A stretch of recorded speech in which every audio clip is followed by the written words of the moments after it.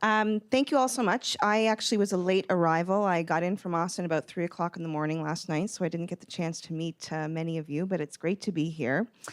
And I'm going to take you through about a 15-year story of how I evolved from being a writer to running 2 businesses and eventually evolving into 6. And I'm a little bit nervous, so bear with me. I've been speaking publicly for many years, but this always happens.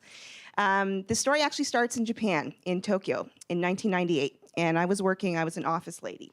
If any of you are familiar with Japan, if you are female and you work in a company there, you are an office lady. You wear a uniform to work every day. And everybody in your office who happens to be female also wears the same uniform. And I was working in the head office of a Japanese company and had no interest in technology. Was a complete technophobe, in fact. And they internet-ified our office, and I saw a Yahoo webpage load, and I thought, oh my goodness, that looks like the future. I don't know what it is, but whatever it is, I want to do it. And so shortly thereafter, I came back to Canada, where I grew up and live now. And so I decided I wanted to work in the technology field, and I fired off a bunch of resumes to every technology company that I could find. And one day, the CEO writes me back, and he says, actually, he called me. He said, I see you've applied for this firewall support engineer position. And I said, yes. Yes, I have. And he said, do you know what a firewall is? I said, no, I have no idea what a firewall is. But I'm so interested in technology, and I told him the story about the Yahoo thing, and he said, yeah, I saw that you won this Yahoo award. I'd done a single page on a site about Canadian literature, and they'd picked it as the Yahoo Pick of the Week, which was something they did back then. And he said, okay, so clearly I cannot hire you for this firewall support engineer position, but I really admire your moxie, and I need my website redone. I see you've done this website. And I said, look, I got to be totally candid with you. I just taught myself HTML. I've done one website. I can certainly come in and find out what you need, but I don't want you to think that this is something I do professionally. He said, no, I have a good feeling about you. So I came in, did his website, ended up going very well. He asked me, do you want to be my marketing manager? So I'm like, sure. Driving home, call my dad. Dad, what's marketing? And if any of you have seen Shark Tank, Dragon's Den, or the most recent season of Dancing with the Stars, that guy was Robert Herjavec. So I was employee number 11 at Robert's company and got in there with him when the company was just really starting to take off. He eventually sold the company to AT&T for about $100 million. So he did very well. And in those early days when I was helping him kind of figure out what the business was going to do, he was in the network security business. And so at that time, we were trying to market network security services and products to the Canadian banks. And again, this was back in the late 90s. And you can imagine walking into the office of somebody at the banks at one at that point and trying to explain to them what a firewall actually was. It was not very easy. So we devised a method where we were actually starting to create content assets to help market to their customers. I was writing content back in 1998 about what a firewall was, what an intrusion detection system was, how they worked, and I was using that to help him figure out how to get into these banks and sell these products and services to them.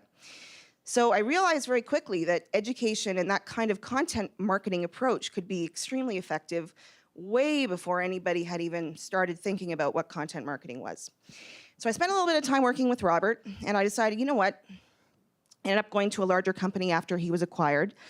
And I was producing collateral, making brochures. I was in that sort of B2B marketing nether zone that B2B used to be, where you were basically producing collateral for the sales team and not doing a whole lot else that was very strategic. It was a very boring time to be a B2B marketer.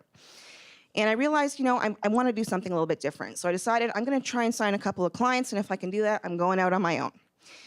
So I did. I started the company in the spring of 2002, actually, sorry, the fall of 2002. And about 6 years later, I had 25 employees, and I was doing about $3 million a year in business. Selling to companies like Bell Canada, HP, very large organizations.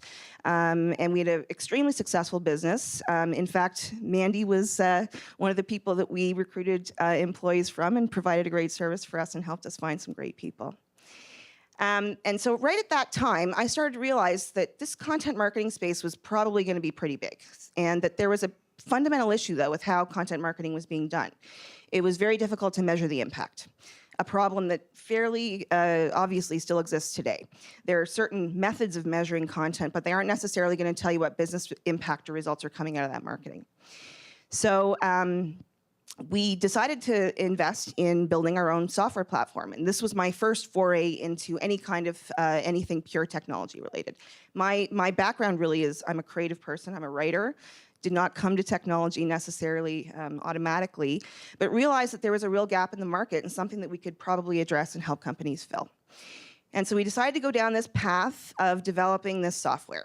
And almost at the same time as we decided to do this, companies that we were charging 50, 60 grand a month to produce these complex lead generating content assets for started to say, you know what, we can go to this guy down the street who'll write a blog post for us for 2 grand, so why am I paying you 60 grand a month for this again?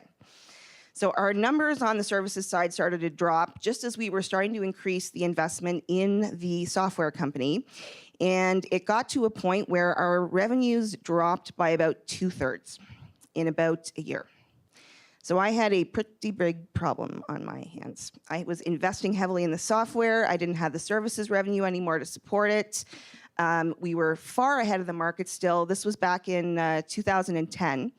So we were far ahead of the market in the content space. We also had an area of the services business that was focused on community building, helping companies actually structure and manage communities of their customers.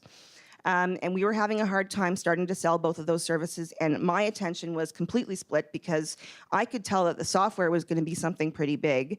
And so I had to make a decision at that point about what to do and where to focus.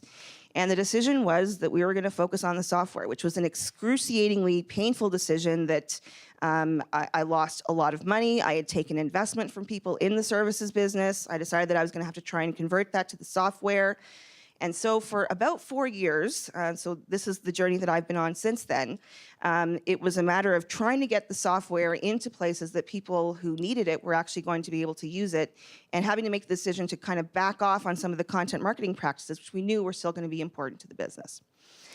So as it turns out, the software company has been quite successful. In fact, I've just signed a letter of intent to sell it, which is supposed to close at the end of March. So that's been a really amazing thing for us because we've been quite successful in getting the software into companies again like SAP, HP, and Dell, Cisco, KPMG. So we've got some of the world's largest companies as our customers.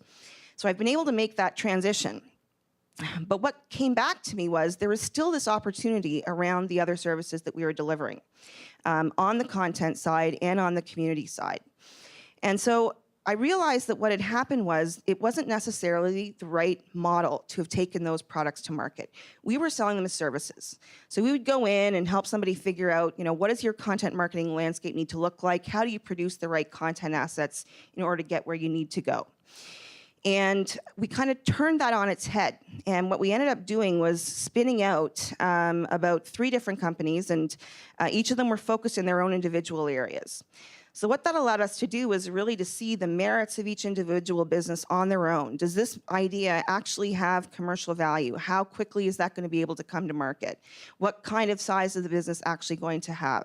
And where are we going to be able to take this?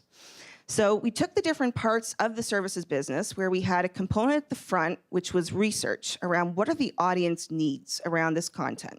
Where are they currently active? What places are they participating on when it comes to the digital landscape? What do we need to understand about their information needs in order to write the right kind of content for them so that they're actually going to do something with it and not just have it sit on a page? And then finally, we realized that there's another element to this that was really important to be able to reach out to the right kind of customers, and that's the culture. Every audience has its own distinct culture, and so there's a discipline called ethnography. Anybody familiar with ethnography?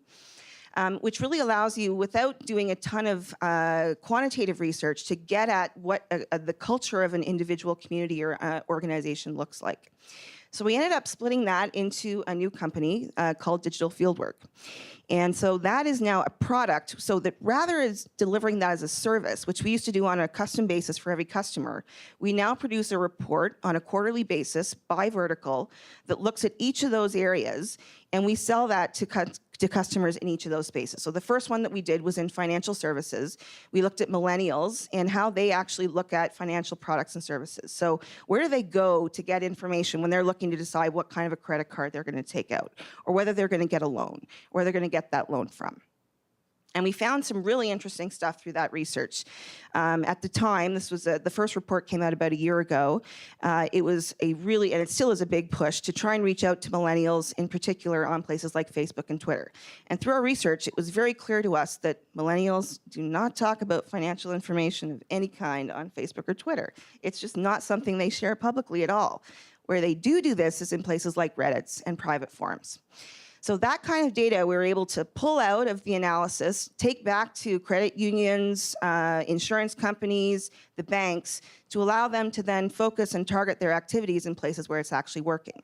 So we took the model from a service type of approach where we do it on a one-off basis and turned it into something which was, fee for service is a great way to do it, but if you can fund it up front and then sell it to multiple people on the back end, that's a much more lucrative model. So that's been quite successful for us.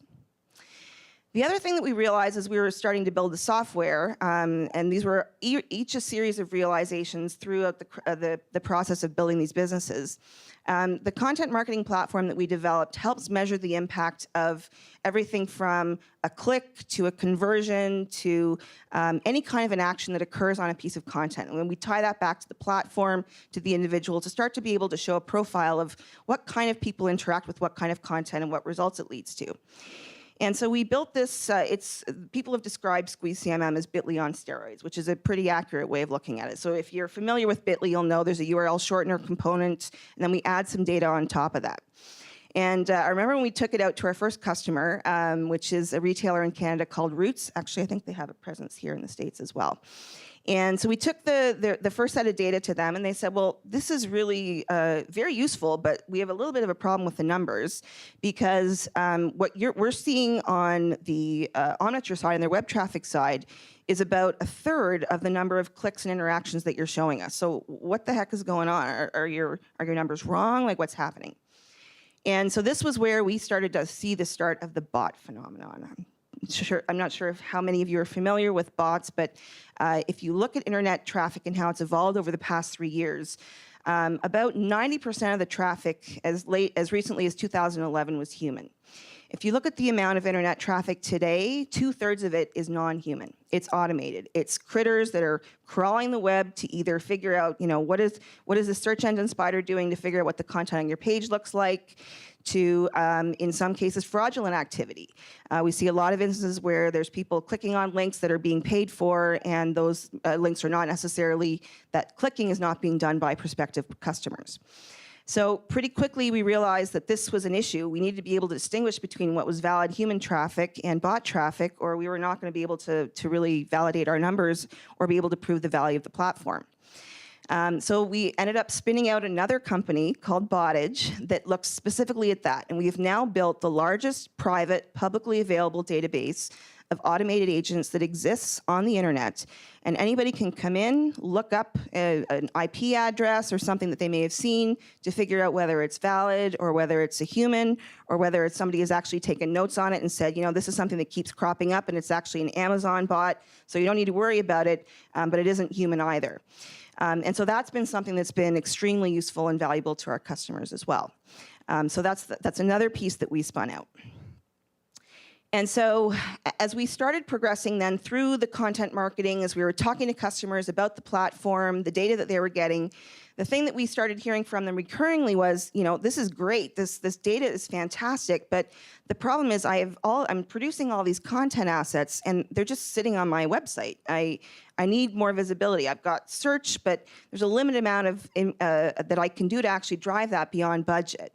So, what are my options? What other places can I go to actually post and share this content? And how do I get greater visibility for it? And so this question, again, kept coming up over and over again from our corporate customers. And so, as is our want, we decided to figure out a solution for that too. So that's where B2B News Network came in, which is the most recent property that I've been working on. And B2B News Network is a news portal that looks at the B2B space very specifically. So we cover the entire B2B landscape with a focus on marketing and technology, with some professional services. We're starting to get into some areas that are more traditional like manufacturing, but we're doing that a little bit slowly. And so the business model on this is, rather than advertising, our customers pay to place their content on our site, and then we generate data and leads for them. So SAP is one of our customers. They provide us with 6 or 7 content assets every month. Those go on the site. We then use our software in the background to be able to tell them what's happening, who the audiences are, what kind of interaction they're conducting, where it's occurring, what kind of business results it's leading to. But also a lot more data about the kinds of leads that they're able to generate. So we're pulling basically news up front, placing content that relates to that news as a pass-through, and then generating leads and conversions in order to generate a customer or a prospect or a lead for those businesses. So that has been the evolution that we have undertaken over the past 10 years to get to the point where we have a number of different businesses that are all functioning essentially in concert in order to get at the needs of our B2B content marketing customers and drive the kinds of results that they're looking at. Now, this was not an easy journey by any stretch of the imagination, and if I could share any advice with you, it would be that I definitely bit off a lot more than I could chew. And there have been moments along the way, as Mandy will share, because I have shared a lot of my experiences with her over the past year, that I really didn't know what was going to happen. You know, I knew that we had some very leading ideas, but it was a matter at certain points of, is the market going to catch up, and how can we accelerate that? So it was a luxury for us, and actually a necessity at the same time, for us to have a bunch of different options, because we weren't sure how quickly some of these were going to be picked up by the market. The content marketing software, we were able to sell into some large enterprises, but it wasn't necessarily something that was taking off as quickly until about the past 6 months. We've seen the market change dramatically in the past 6 months to come around to moving away from sort of the listening and conversation monitoring, which has been dominating the social and the content space, to more of an action-based approach. So we're able to manage to wait that out, and we hedged our bets by building these other businesses so that if we had to wait a little bit longer in order for that to take off, we had the option to do that. And so we're at a place now where, as I said, we've just signed a letter of intent to sell the software company.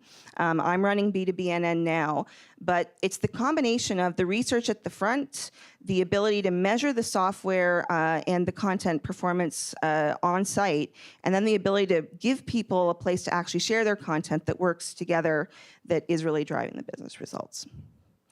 So it has been a long journey from Japan to here, and it's been an incredible experience for me in many ways. I've learned an incredible amount about what to do and what not to do, and particularly when it comes to the way that the most appropriate way to structure an offering can be delivered. We learned that services are not necessarily the best way to do it. In some areas, and that in productizing things, you actually can drive a lot more value for the business as well, and we've certainly seen that in the investment interest that we've had as well. So that is my experience. Thank you all so much.